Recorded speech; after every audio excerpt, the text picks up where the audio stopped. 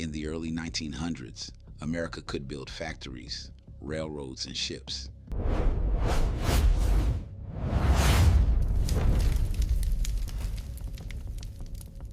But it could not guarantee that its food would survive the journey.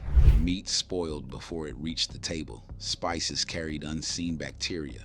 Entire shipments rotted on trains and docks, the air thick with the sour stench of waste. Armies lost rations not to the enemy, but to decay itself. In an age racing toward modernity, food, the most basic need, was still at the mercy of time. Then came a quiet mind from Elgin, Illinois. Lloyd Augustus Hall, born in 1894, was raised in a family that prized education and progress. While other children played in the fields, Lloyd spent his hours with books and beakers, fascinated by the invisible worlds inside them. He saw chemistry not as a subject, but as a language, a way to speak directly to the elements. By his 20s, Hall had already outpaced expectations. He studied at Northwestern, then at the University of Chicago and the University of Illinois, mastering a field where few black scientists were even allowed to stand. By 1916, he was a city chemist in Chicago. A year later, senior chemist. Soon after, chief chemist in Iowa. And finally, research director for Griffith Laboratories, where his true battle began, the fight against spoilage. For centuries, people had cured meat with salt, but the results were unreliable. Spoilage still crept in, invisible and deadly. Hall studied the problem, atom by atom. He discovered that impurities in traditional curing salts were breeding grounds for bacteria.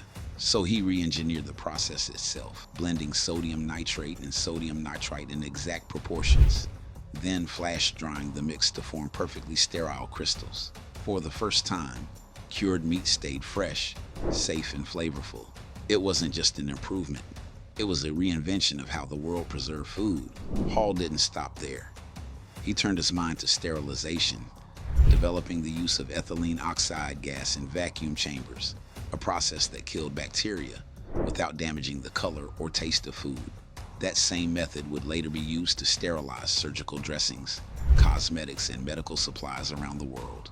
When war came, his work became a matter of survival. During both world wars, the U.S. Army relied on Hall, first to inspect explosives, and then to ensure that soldiers' food could endure long voyages and distant climates. Thanks to his innovations, American troops ate safely and lived because of it.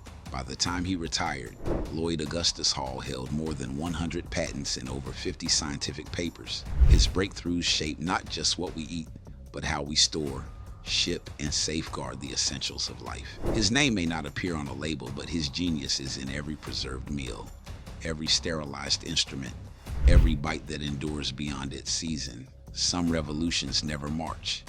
They invent. Like, share, and subscribe for more biographies of foundational Black Americans.